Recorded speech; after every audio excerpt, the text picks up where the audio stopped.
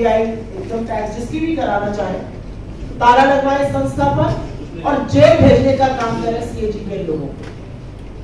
इन लोगों को क्या लग रहा है प्रजातंत्र चल रहा है कि आप रिपोर्ट निकालेंगे और सरकार को आईना दिखाएंगे और सरकार से सवाल पूछेंगे कि इतनी बड़ी बड़ी धांधली कैसे हो रही है।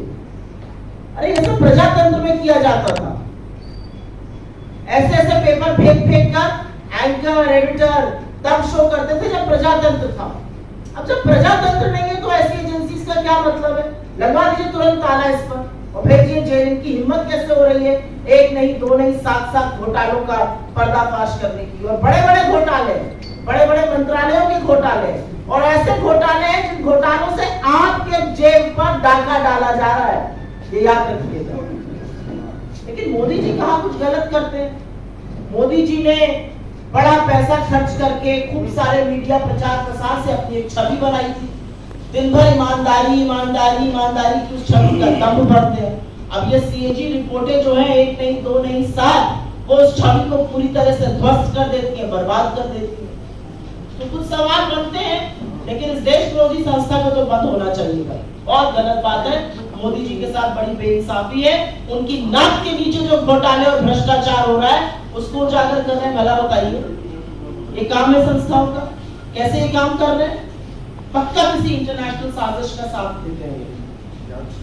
शुरू में करूंगी 7 घोटाले। एक पहला है भारतमाला प्रोजेक्ट से करीब 70-75 हजार किलोमीटर की सड़क बननी थी और इसका पैसा CCA cabinet committee on economic affairs, जो आर्थिक मामलों की कैबिनेट कमेटी होती है जिसकी अध्यक्षता स्वयं प्रधानमंत्री करते हैं, उन्होंने इसका फंड दिया था। और फंड ही नहीं दिया था तो उसमें पैसा खर्चा कैसे होता है उसकी निगरानी भी करते हैं। इसमें जो भी टोटल, इसके हम आपको प्रेस रिलीज में सारे फिगर्स दे रहे हैं। इसमें 15 करोड़ 37 लाख रुपए पर 1 किलोमीटर सड़क बननी थी। इन लोगों ने बढ़ाकर 32 करोड़ 17 लाख कर दिया, दुगने से भी ज्यादा। और ये पीएम की निगरानी में सीसीए की नाक के नीचे भारत सरकार के आंखों के सामने हो रहा था। सिर्फ पैसा ही नहीं दोगुना किया गया, इसमें और भी बड़ी धांधलियां सामने आई है। इसमें पता चला है कि फर्जी दस्तावेजों के आधार पर बिडर्स का चयन हो गया। बिडिंग प्रक्रिया में बड़ा फर्जीवाड़ा सामने आया है। विस्तृत परियोजना रिपोर्ट पर काम भी नहीं हुआ। एस्क्रो अकाउंट से करीब 3,500 करोड़ रुपए का हेरफेर हुआ। और सबसे बड़ी बात यह है कि इसके किसी जब रोड बनता है तो एक सेफ्टी कंसल्टेंट रखा जाता है कि आपके और हमारे जैसे लोग जो इस देश के नागरिक हैं जब सड़क पे चले तो सुरक्षित रहे। सरकार ने यह भी जरूरी नहीं समझा। भारतमाला के कितने ही हिस्सों में एक भी सेफ्टी कंसल्टेंट नहीं है। तो अगर आप भारतमाला की किसी सड़क पर चल रहे हैं करीब 70,000 किलोमीटर की, तो अपनी जान की, अपने माल की, अपने खुद के रखवाले आप हैं। सरकार की जिम्मेदारी नहीं, क्योंकि उनके पास सेफ्टी कंसल्टेंट रखने का टाइम ही नहीं। तो भारतमाला में दुगनी करी लागत और हर तरह के फर्जीवाड़ा करके भगवान जाने किसको किसको ये टेंडर दिए गए, जिन्होंने सेफ्टी कंसल्टेंट्स तक नहीं रखे, एस्क्रो अकाउंट से घेरा फेरी। फिर यही द्वारका एक्सप्रेसवे में स्वीकृत लागत जो थी वो करीब 18 करोड़ प्रति किलोमीटर थी। सरकार का कहना है बहुत बढ़िया बना है द्वारका एक्सप्रेसवे, अच्छी बात है, बनना अच्छा भी चाहिए। उसकी कीमत 250 करोड़ प्रति किलोमीटर हो गई। कहां 18 करोड़ प्रति किलोमीटर स्वीकृत और कहां 250 करोड़ प्रति किलोमीटर। और आप ये सोचिए कि 2 किलोमीटर बनाने में 500 करोड़ खर्चा हो गए और उस 500 करोड़ में मंगलयान पहुंच गया।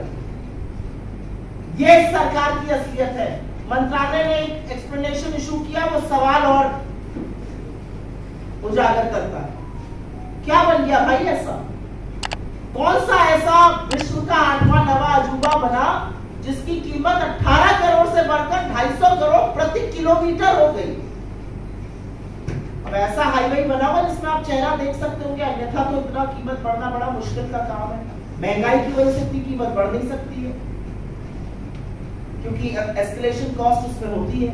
तो ये कमीशन खोरी है, किसने पैसा खाया इसमें? तीसरी, टोल में लूट। आप सब लोग तो खूब टोल देते होंगे आते जाते वक्त। अगर दिल्ली से मुंबई आप जाना हो तो 6,000 रुपए का तो आप टोल ही दे दीजिएगा सड़कों पर, और मजाक नहीं कर, जाकर देखिएगा 6,000 रुपए का टोल दिल्ली से मुंबई अगर आपको दूरी नापनी है सड़क से। NHAI का रूल है कि अगर टोल के पास या टोल वाली जो सड़क है उस पर कंस्ट्रक्शन होता है तो टोल की कॉस्ट 75% कम होगी। ऐसा नहीं किया गया।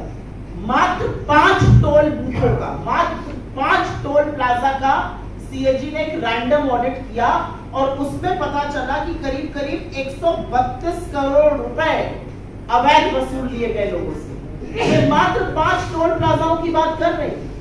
अगर पूरे देश के टोल प्लाजाओं का ऑडिट हो जाए तो सोचिएगा कितना लाखों करोड़ों का गबन हुआ है। और सड़क पे कौन चल रहा है? सड़क पे धन्ना सेठ चल रहे हैं या आप जैसे और हमारे जैसे मध्यम वर्ग, निम्न मध्यम वर्ग, गरीब लोग चल रहे हैं बसों से, गाड़ियों से, और वो सारा कॉस्ट निकालता है।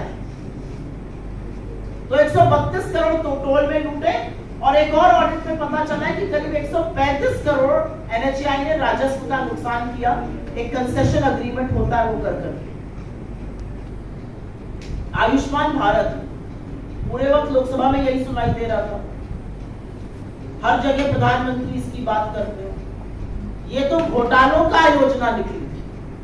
आयुष्मान भारत में 7.5 करोड़ लोगों का, 7.5 लाख लोगों का, सॉरी, एक नंबर से रजिस्ट्रेशन हुआ है। आप किसी भी आधार सेंटर जाइए, किसी भी आयुष्मान सेंटर जाइए और सबसे पहले आपसे आपका फोन नंबर पूछते हैं। एक नंबर से 7.5 लाख लोगों का रजिस्ट्रेशन। और यही नहीं, आयुष्मान भारत के तहत 88,760, मोटा मोटा 88,000 मान लीजिए, उन रोगियों का भुगतान हुआ है जिनकी मृत्यु हो चुकी थी। मृत लोगों का इलाज दिखाकर क्लेम का भुगतान हुआ है। अब ये किसके पास गया है ये नहीं पता, लेकिन लाभार्थी के खाते में तो ये बिल्कुल नहीं गया। 88,000 मृत लोगों के फ्रेश इलाज का क्लेम दिखाकर उस पर धांधली हुई है। और जैसा कि मैंने आपको बताया, 7.5 लाख लाभार्थी एक नंबर से जुड़े। इनफैक्ट अगर आगे डेटा देखिए तो करीब करीब 1 करोड़ 24 लाख जो है वो मात्र कुछ फोन नंबर से जुड़े हैं।